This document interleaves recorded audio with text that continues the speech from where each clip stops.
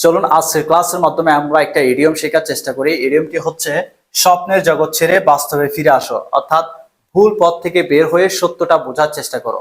এটা খুব সুন্দর একটা ইংরেজি ইডিয়ম রয়েছে। ইডিয়মটি হচ্ছে wake up, ওয়েক up and smell the coffee.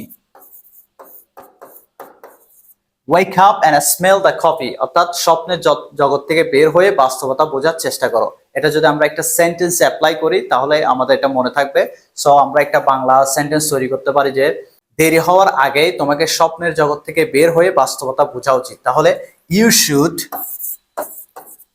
Should তোমার উচিত, wake up, you should wake up and smell the coffee before it's too late. মানে before it's too late, that means দেরি হওয়ার আগে তোমাকে স্বপ্নের জগৎ থেকে বের হয়ে বাস্তবতা বোঝা উচিত। ইউ শুড তোমার উচিত, wake up and smell the coffee স্বপ্নের জগৎ থেকে বের হয়ে বাস্তবতা বোঝা, বিফোর ইটস টু লেট দেরি হওয়ার আগেই।